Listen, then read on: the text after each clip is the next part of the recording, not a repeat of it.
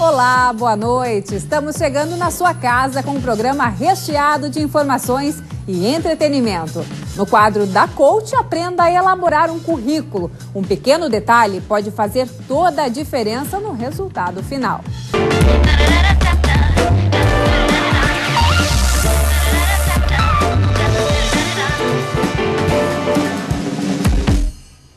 E a gente começa o TV Com Tudo Mais de hoje com o quadro Eu S.A.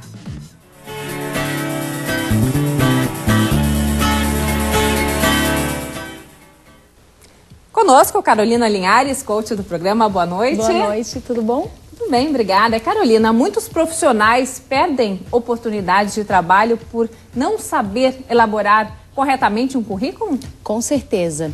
O currículo é como se fosse um folder de um produto, né? Quando uma empresa vai lançar um produto, ou ela mesma vai se lançar no mercado, ela tem a preocupação muito grande de fazer um folder para apresentar, para poder mostrar por que ela existe e assim por diante.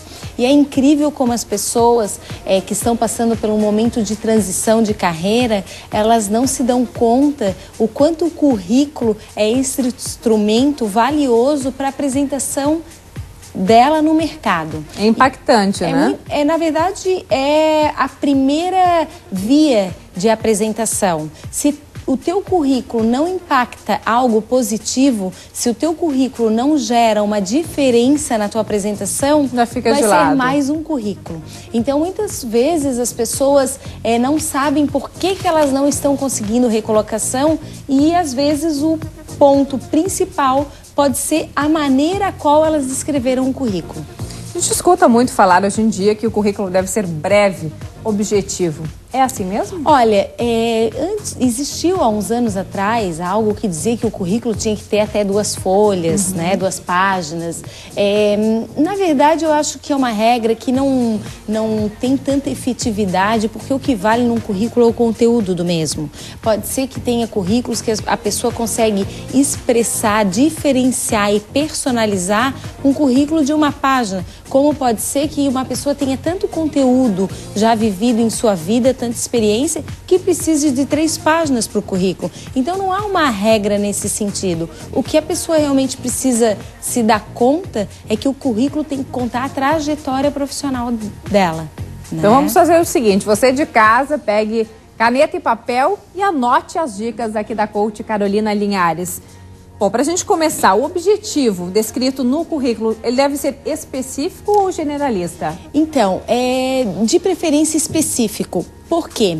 Porque um currículo ele deve estar voltado para uma vaga de emprego. Então, por exemplo, eu estou em transição de carreira, eu estou olhando vagas todas as semanas, né, em sites, em consultorias e assim por diante. Eu tenho que mandar o meu currículo que cabe para aquela vaga específica. Então, o que eu preciso? Eu preciso adequar o meu currículo para que que a pessoa que está recrutando veja que eu seja o profissional para aquela vaga. Então, ele precisa ser mais específico. Tem que combinar currículo com vaga, para que a pessoa sinta interesse em te chamar para te conhecer.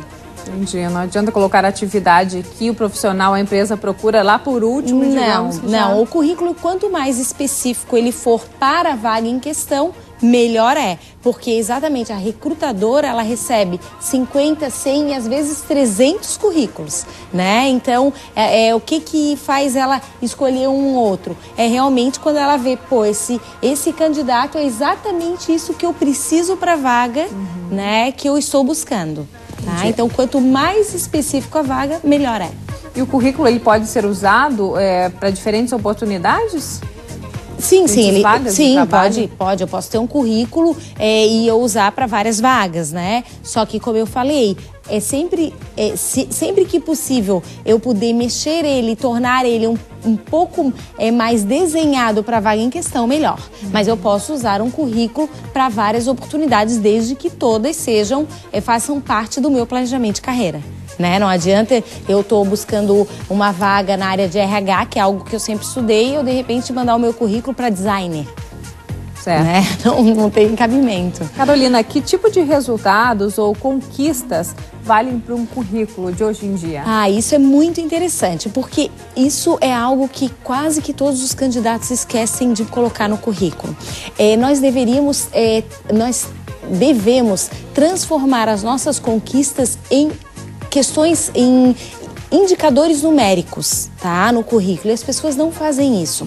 Por quê? Porque o recrutador, ele não está apenas buscando no currículo as atividades que você realizou. Ele está buscando os benefícios que você causou para as empresas que você já esteve.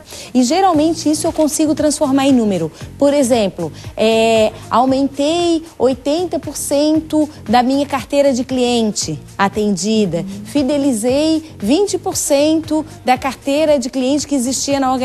É um processo de coach mesmo. Né? Exatamente. Trouxe tanto por cento de resultado. Consegui visitar mais de 10 filiais da empresa. Então, tudo isso que eu consegui transformar em dados numéricos, os ganhos que eu tive na minha experiência, mais assertivo é você.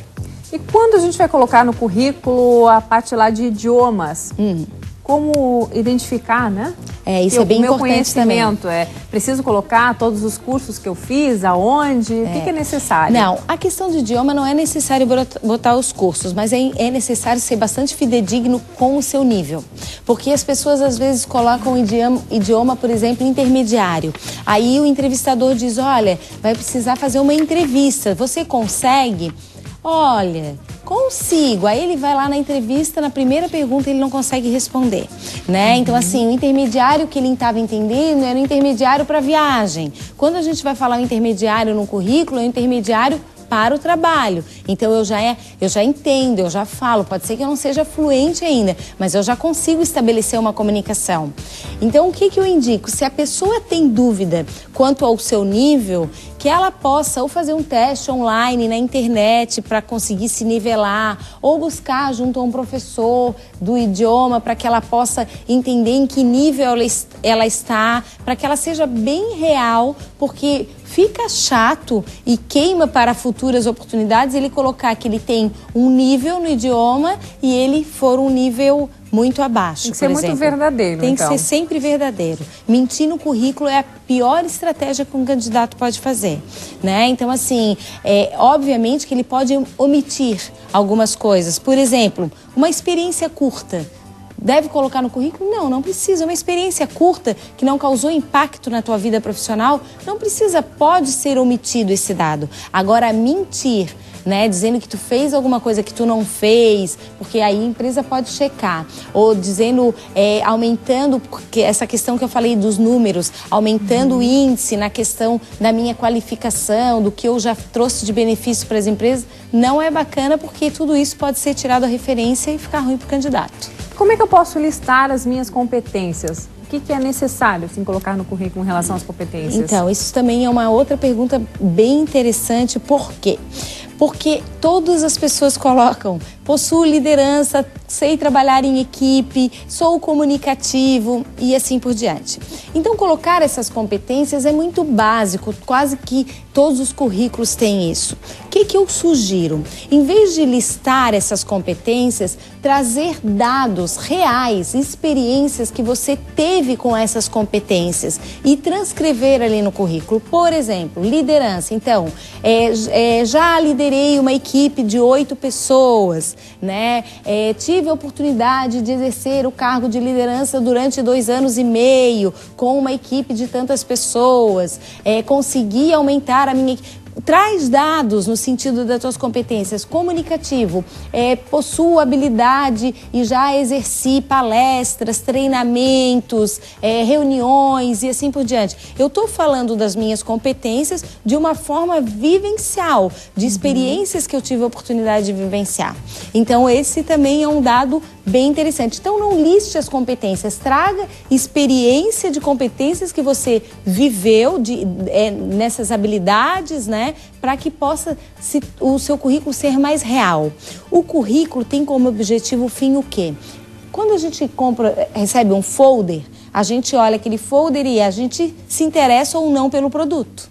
Se a gente se interessa, a gente vai ligar para conhecer um pouco melhor o produto, ir visitar o produto, ou seja, um folder de uma festa ou do que for. Então, o currículo ele tem essa mesma objetivo. O que é? De fazer com que o recrutador tenha o interesse de, através daquele documento, lhe conhecer. Então, é interessante saber escrever um currículo para causar esse interesse, né, no recrutador em lhe conhecer. Porque é o primeiro contato para a sua possível vaga. E o seu possível emprego, obviamente. Aqueles cursos que não foram concluídos, eles devem aparecer também? Sim, se você tem interesse de concluí-los, sim. E aí colocar a data de previsão de conclusão, né? Cursos em andamento, cursos que não foram concluídos em algum momento porque você viajou, porque você, de repente, não conseguiu ter um aporte financeiro para realizá-lo e assim por diante, pode constar no currículo, mas colocar como qual seria a previsão, então, de conclusão para finalizar esses cursos. Agora, algo que muitas pessoas têm dúvidas e ficam até constrangidas. Pretensão salarial deve constar no currículo, ou quando a pessoa é chamada, né? Ela pode falar, deve falar, ou pode dizer, não, depois nós combinamos. Então, não deve constar no currículo a pretensão salarial. Porque a pretensão salarial, que quando tu coloca no currículo, ela no caso, cria uma barreira desse primeiro contato com a empresa, sendo que você pode ter oportunidade de negociar isso na entrevista. Então, obviamente que isso deve ser falado na entrevista, obviamente que esse é um assunto que não deve ter tabu, porque você sabe do seu valor e sabe o quanto você espera ganhar no mercado e deve deixar isso muito claro, mas não no currículo, e sim na entrevista esse assunto ser tratado. E às vezes também é necessário um tempo, né? Você mostrar o seu trabalho para depois... A questão é o seguinte, a pretensão salarial é algo extremamente importante, porque eu preciso realmente, um dos meus pilares de realização profissional é o financeiro, né? Agora, é algo que eu posso construir também, né? Então, se eu vou na entrevista, vejo que é uma empresa bacana, que existe um planejamento para que eu possa crescer, para que eu possa evoluir, por que não, então, eu apostar na empresa inicialmente para que eu possa conquistar isso que eu almejo no futuro? Outra dúvida, Carolina, foto. Então, pode ser colocado? Geralmente é solicitado nos currículos, principalmente online, né?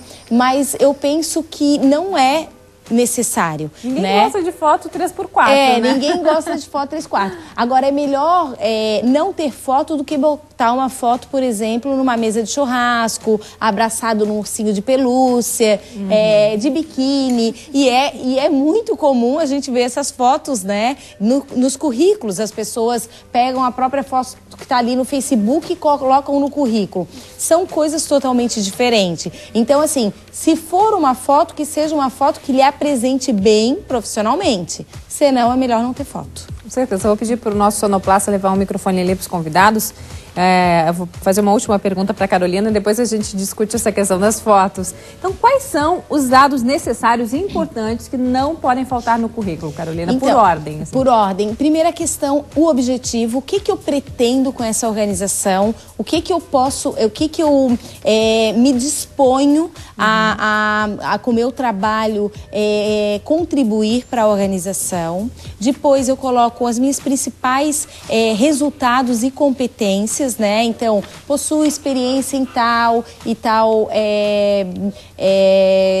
atividade, consegui construir esse tipo de trabalho, tive experiência nesse tipo de situação, já liderei equipes, já tenho conhecimento com atendimento, enfim. Mas coloco bem objetivo. Bem objetivo. Então, pessoas hoje em dia não tem muito tempo, né? Quanto mais objetivo, por isso nessa sequência, eu boto os meus dados, boto o meu objetivo e boto esse resumo das minhas principais competências e dos meus principais resultados.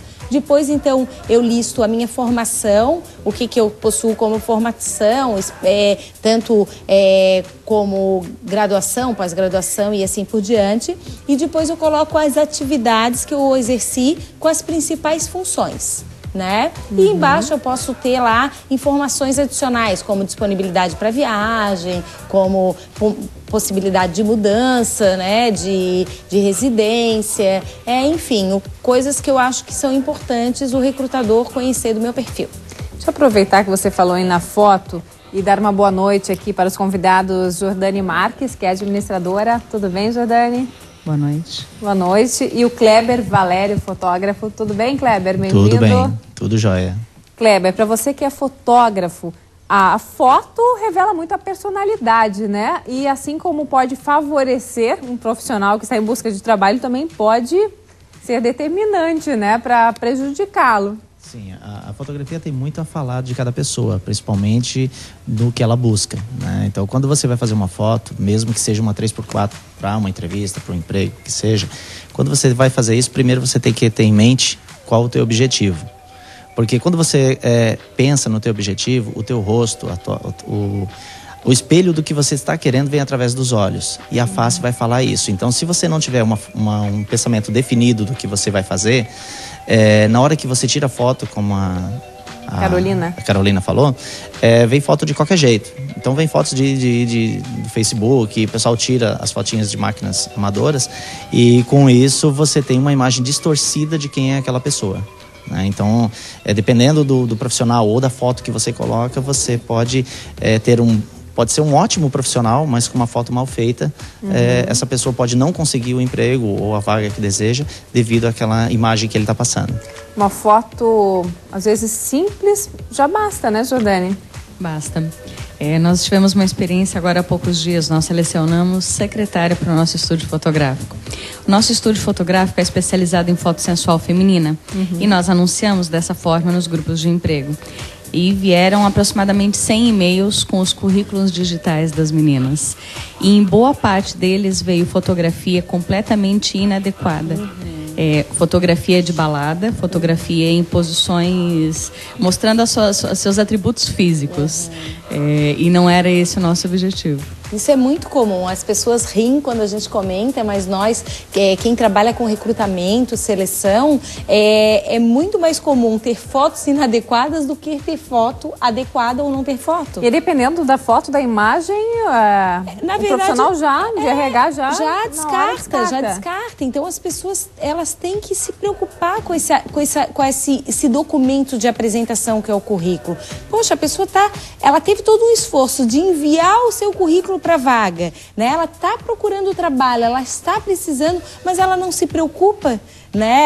Ela não cuida, ela não dá a real importância que esse documento tem para que ela possa ser selecionada para uma próxima etapa, que seria a entrevista, e aí sim ter a oportunidade de lhe apresentar como ela é. Com certeza. Quem perdeu alguma dessas dicas de como elaborar corretamente um currículo pode acessar o site aqui da carolinalinhares.com. Todas as terças e quintas-feiras nós temos o quadro aqui no programa. Obrigada, Carolina. Obrigada também. Boa noite. Boa noite.